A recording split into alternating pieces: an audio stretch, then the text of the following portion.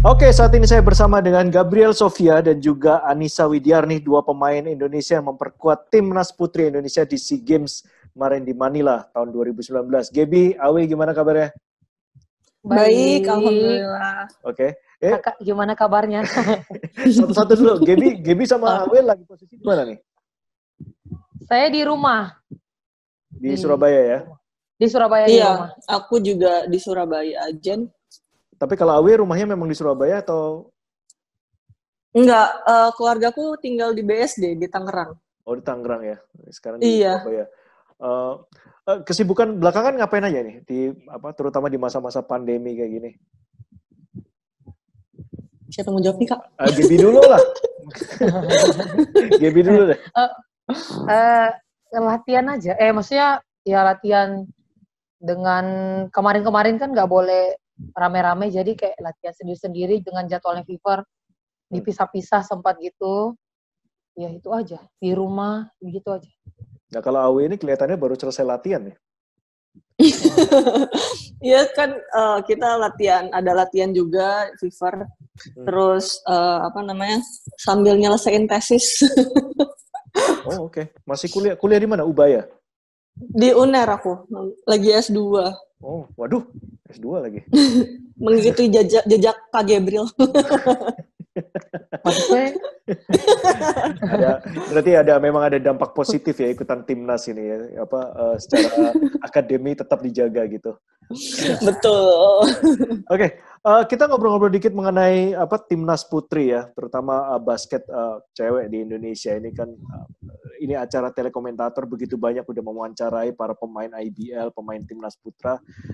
Untuk yang basketball putri ini kelihatannya saya mesti kejar setoran nih, begitu minim sekali wawancara yang ada. Jadi kebetulan ada Gaby, ada Anissa, ini kan ada dua pemain timnas putri kita yang latar belakangnya dan juga pengalamannya juga sedikit beda ya, karena Gaby udah lebih lama di timnas putri.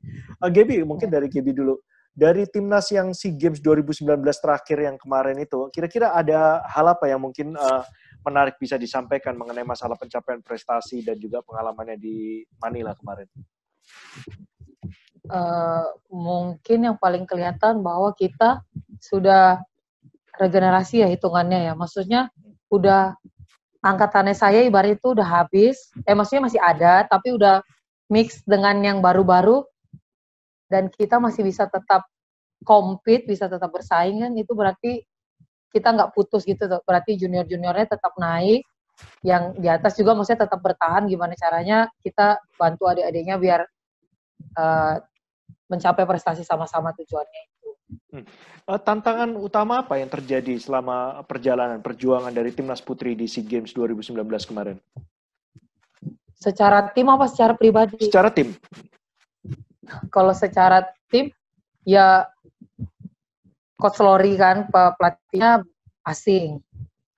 Terus untungnya kita punya coaching staff-nya yang C. Marlin, Mas Koko itu, Koeli, masuklah ke kita bisa nyampein. Lebih ke cara ngelatihannya Coach Lori itu dia kemarin detail dan saklek gitu gimana. Jadi kayak, oke, kita drill 3 point, 5 menit, selesai, nggak selesai 5 menit, lanjut, kayak gitu. Nah itu kan maksudnya kita harus ngejar, gimana, di satu sisi pasti ada kesel, kayak ini kan belum selesai, kok udah ganti gerakan, tapi kayak C. Marlin, kayak Mas Koko, kayak Koeli itu maksudnya kayak ya ikutin, nanti kita waktu ada nambah, kayak gitu, menjelaskan lebih ke kitanya, apa goals-nya sih sebenarnya dari Coach Lori itu, kenapa diwaktuin, dan sebagainya. Tapi kalau dari pandangan pribadi Gaby sendiri terhadap Coach Lori Cisik ini, bagaimana pola yang diterapkan ya? Apakah cocok itu dengan istilahnya itu pola permainan yang selama ini Gaby alami selama di timnas ini? Ya kalau aku pribadi sih cocok-cocok aja, soalnya dia maksudnya nggak terpaku 3 point doang, kita juga ada main paint area, main wingnya oke dapat. Kalau aku sih oke aja. Oke aja. Oke. Kalau Awi sendiri gimana? Pertama kali masuk timnas ini dan kemudian dipegang oleh Coach Lori Cisik, apa impresi dari pengalaman di tahun pertama di timnas ini? Yang pertama sih emang ini kayak pengalaman berharga banget buat aku gitu, untuk bisa dilatih dengan pelatih luar, dan untuk kita kan awal juga ada seleksi, dan di awal seleksi juga untuk pribadi juga itu kan tantangan diri sendiri untuk kayak bisa compete sama yang lain gitu. Dengan jadi kan kita harus bisa tahu Coach Lori ini maunya apa ya, supaya goal aku tercapai gitu ya, itu kepilih di timnas gitu. Terus ya aku sih sejauh ini waktu pas timnas itu cukup bisa mengikuti apa yang Coach Lori mau sih, tapi waktu itu mungkin kendalanya Coach Lori itu mungkin dia lebih seneng attack ke paint area gitu, dan sedangkan aku kan posisinya shooter, jadi kadang aku ada kendala diri sendiri untuk ini good shot atau enggak ya, tapi lama-lama kayak aku mulai ngerti kenapa dia mau serang paint dulu, supaya ntar kalau misalkan paintnya udah nggak bisa, ternyata aku bisa ada di luar untuk ready shooting gitu. Itu aja sih. Kalau Awe, karena ini tahun pertama, dibandingkan dengan pengalaman berlatih untuk tim atau regu lainnya ya, sebelum bergabung di timnas ini, apa hal-hal yang paling substansial, paling fundamental yang berbeda di timnas ini, dalam pelatihan timnas ini? Kalau waktu kemarin timnas itu, kalau misalnya pelatih bule emang relatif mereka melatihnya detail kan. Jadi banyak hal-hal yang aku dapat, tapi yang banyak hal-hal baru yang aku dapat gitu. Dan kayak mereka kalau tipikal bule kan emang detail. Jadi kayak kita dikasih tahu gimana kita cara membaca lawan. Terus waktu itu sih yang paling aku kagetin itu masalah scouting pemain lawan. Karena Coach Lori itu benar-benar kita dikasih lembaran scouting kayak pemain ini tuh kelebihannya apa, dikasih tahu, terus kita harus jaganya seperti apa. Itu sih yang benar-benar kayak membekas di aku, dan kayak wah ternyata kalau udah levelnya berbeda itu seperti ini ya seharusnya gitu. Dan masalah Coach Lori juga selalu sebelum pertandingan dan waktu kita tryout ke luar negeri itu kita selalu ditugasin untuk nulis individu goal sama tim goal. Itu yang benar-benar kayak hal-hal kayak gitulah yang menurutku pertama kali aku dapetin gitu. Oke.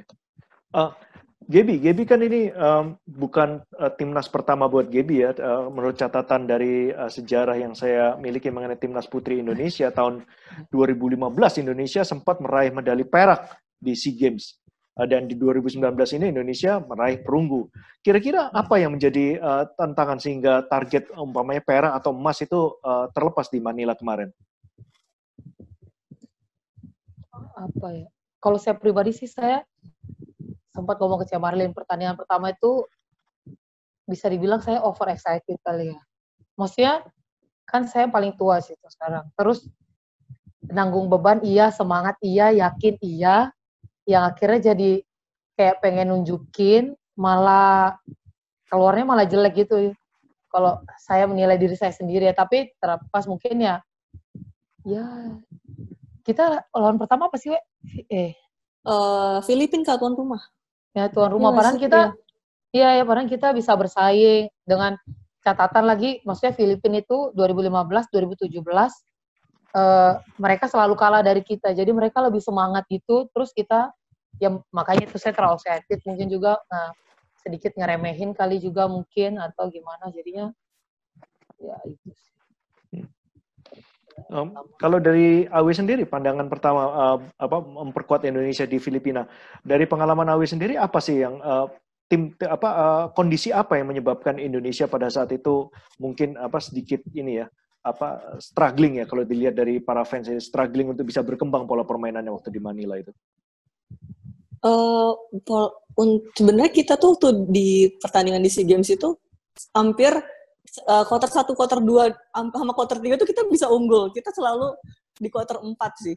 Sebenarnya kan waktu itu aku lebih banyak ngelihat kakak-kakak semua bertanding. Maksudnya aku benar-benar bantu support di samping lapangan dan memperhatikan. Sebenarnya kita udah cukup menjalankan apa yang Coach Lori mau gitu. Terus, bener, tapi kita juga gemes gak sih Kak? Apa ya sebenarnya gitu. Oh, sama ini juga, kita latihan selama berapa bulan? Kita bersama Kimberly. Oh dan iya Kak, iya maksudnya no excuse juga sih Kak ya. Ya no excuse ya, makanya itu sebenarnya no excuse, tapi kan maksudnya kita ya adalah kita itu latihan ya semangat. Mana kemarin kita kan pencoretan juga sebulan sebelum berangkat ya Pak. Pokoknya mepet. Jadi emang tiap latihan itu nggak boleh nunjukin lemah. Soalnya Coach Lori itu benar-benar dia objektif banget. Ada yang jelek dikit, dia penilaiannya langsung jelek gitu buat kita kayak gitu. Nah, ya kita juga latihan sama Kim, kita mungkin ya santai sih enggak sih ya, hanya ya adalah sedikit.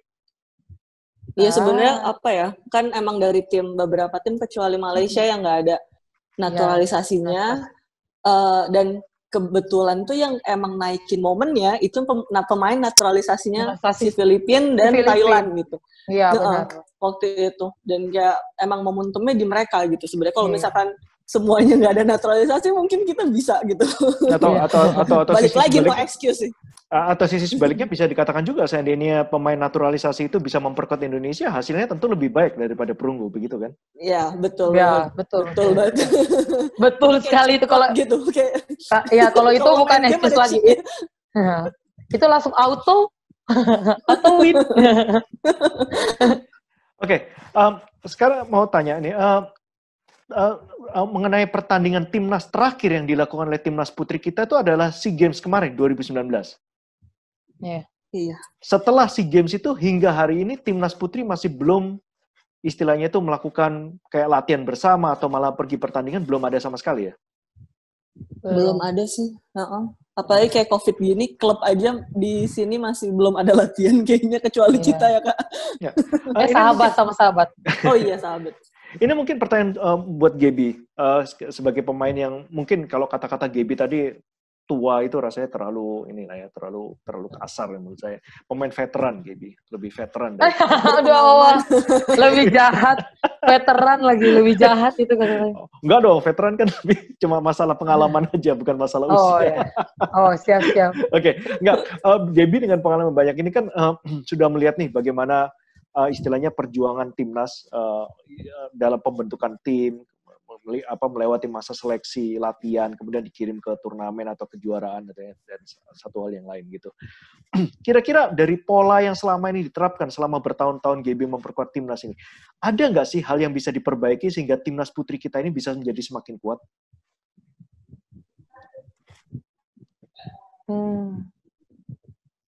TC nggak terlalu lama, tryout-nya banyak. Bagaimana, we?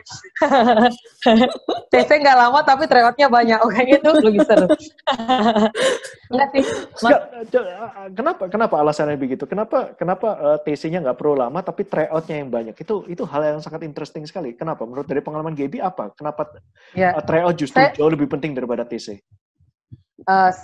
Ibaratnya saya timnas dari 2011 kayak, ya Kak. 2011, 2015, 17, 19.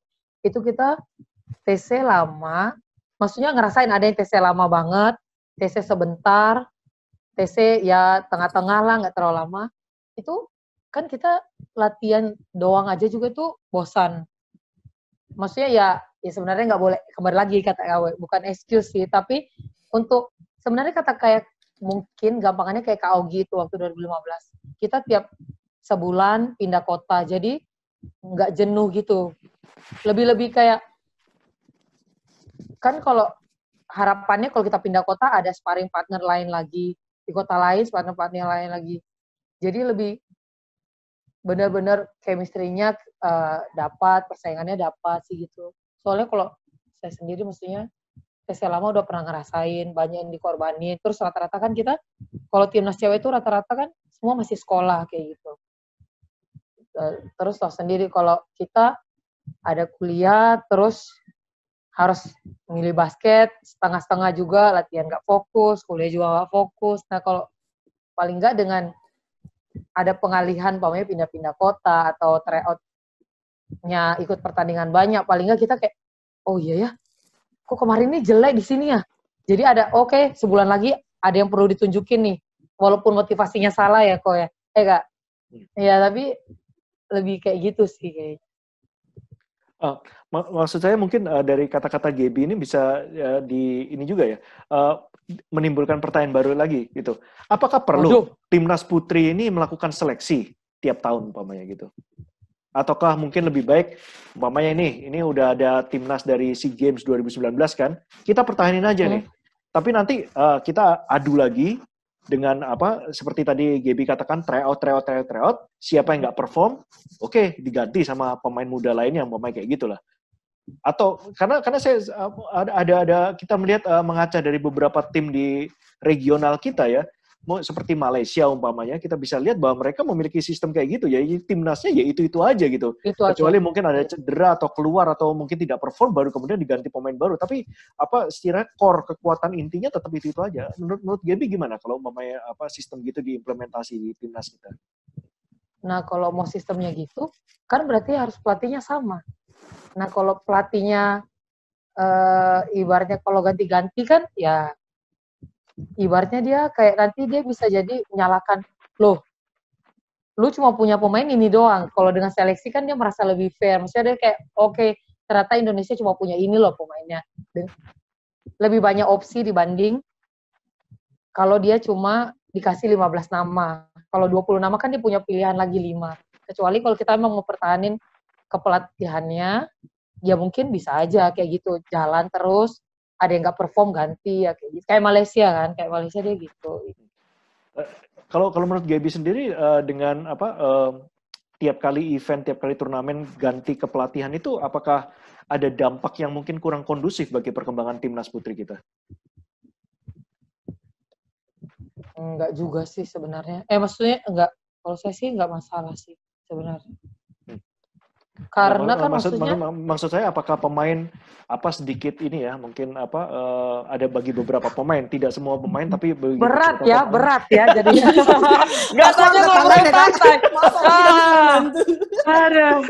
Kok jadi berat ya? Ya maksud saya apakah dari pemain seperti Awe umpamanya gitu ya, atau pemain-pemain itu lebih susah untuk melakukan adjustment ya tiap kali, karena dengan hadirnya pelatih baru harus dengan pola permainan baru, peran baru, kemudian dengan cara bermain yang baru, cara pelatih yang baru gitu. Apakah dari pengalaman Gaby sendiri, apakah ini bisa diminimalisir supaya bisa meningkatkan prestasi timnas kita, atau ya tiap ada turnamen pelatih baru aja kayak gitu, nggak ada dampak apa-apa gitu?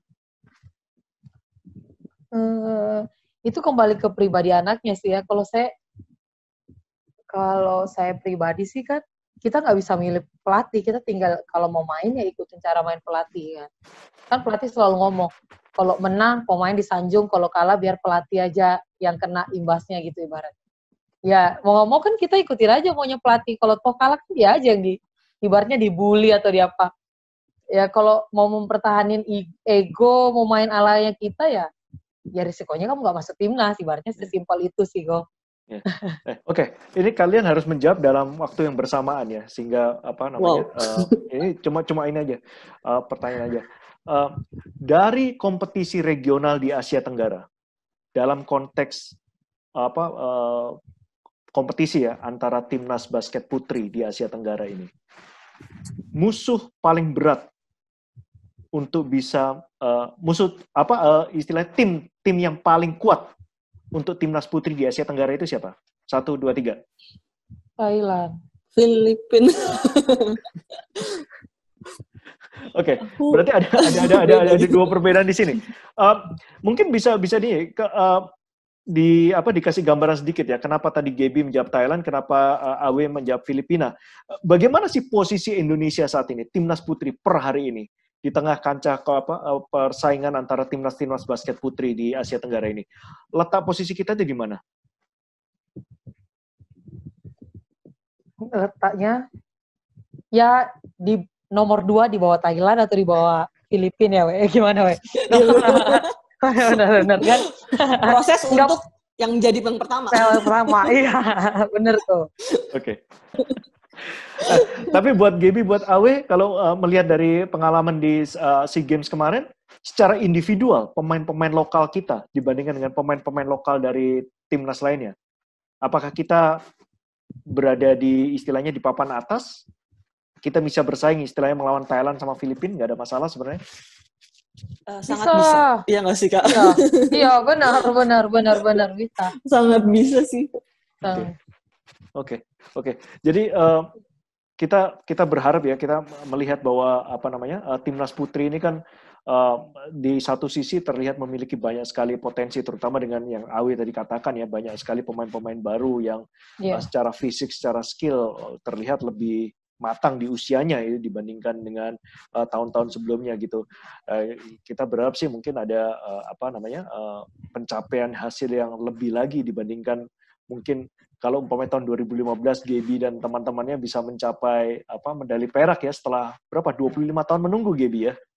Dari tahun 90 awal gitu, akhirnya bisa tercapai lagi, tidak lama lagi, mudah-mudahan timnas putri kita bisa mencapai perak atau bahkan lebih baik lagi gitu. Sebenarnya anak timnas ini kalau mau lagi ngumpul nih di timnas basket ini biasanya ngapain aja sih? Gosip, lo gosip. Gibah. Itu yang paling menyatukan sebenarnya. Bener kok. Bener kok, itu kayak ngomongin orang ya walaupun emang nggak boleh, tapi kayak itu yang paling seru kayak, oh iya kamu tau nggak dia iya. Saya terus terang nggak berani untuk bertanya apa yang diobrolin karena ini bisa sampai 1 jam lagi. Oke Gaby, oke Awe, thank you waktunya kita bincang-bincang mengenai timnas putri ini. Kita berharap timnas putri nanti kedepannya lebih berprestasi lagi. Kita berharap juga Gaby masih bermain sampai mungkin belasan tahun ke depan lah ya, tetap memperkuat dan semakin banyak pemain-pemain muda seperti Anissa juga nanti berkembang ke timnas kita dan mencapai hasil yang mungkin belum pernah dicapai oleh timnas kita sebelumnya. Kita berdoa untuk prestasi yang lebih baik dengan timnas putri kita. Thank you Gaby, thank you Anissa ya. Stay safe guys. Thank you.